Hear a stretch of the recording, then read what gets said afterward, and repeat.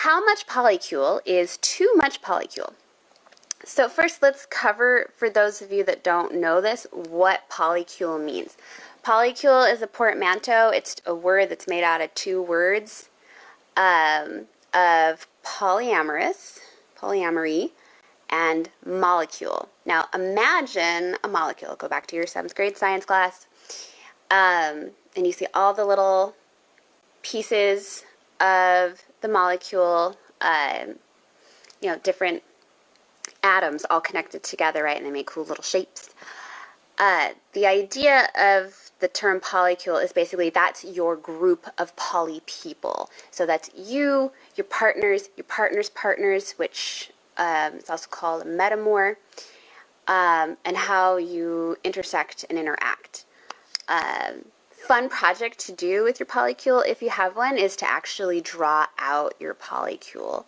I did that with mine this December, and there is actually a website that you can make your polycule. You just click little dots and add names, and it gives you a visual representation of their polycule. Mine, because a lot of us crisscross and date each other as well, mine made a pentacle, which made my little witchy heart so happy. But then I also drew it on paper and then color coded it with, Derek, thank you so much for sharing my video. And then I color coded it to show what kind of relationships we have, because not all relationships in a polycule are the same. Some are more like hookup, regular friends with benefits, lovers. It's not necessarily romantic, but it's definitely sexual, but there's still emotional involvement. Sometimes some people are living together and are nesting partners, or they might be married, they may have children together. Some may be strictly just a kink relationship without a sexual component. So I also color coded it and stuff, and then I shared it with the polycule. I'm like, look, polyamorous arts and crafts, yay, sex geek arts and crafts. So how much polycule is too much polycule? Honestly, that's going to depend on you. It's going to depend on your resources, because, and I'm going to apologize for all the dinging and beeping from my phone. Let me turn my ringer off and see if that makes all the notification sounds go away, so those aren't being interrupted. Because I truly believe that love is infinite. However, your time and your energy, not so much. Especially your time. Time has to get parceled out. You need time for each of your partners, as well as, you need time for yourself. I firmly believe in the philosophy of you are your own primary, so you have to take care of your relationship with yourself. If you, like myself, also have children, my children are also some of my primary relationships.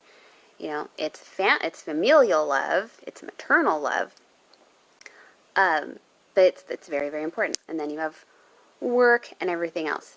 So how much polycule is too much polycule is going to depend on your resources. How much time do you have to spread out? What kind of time do you need to feel like you're having a quality connection with someone, depending on the type of connection that you want? What do your partners need?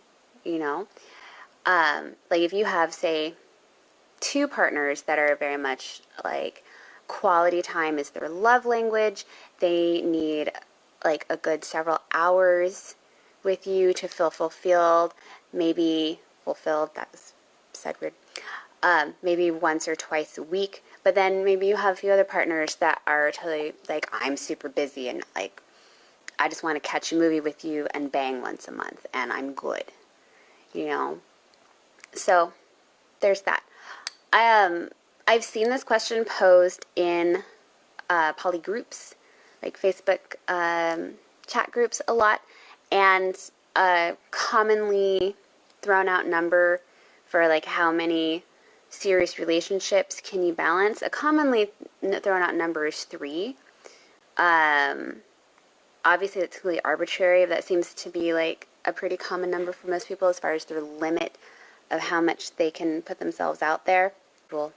Also, how much time how much are they taking on between each other? Are your metamors also dating each other and fulfilling each other that way, or are they all separate?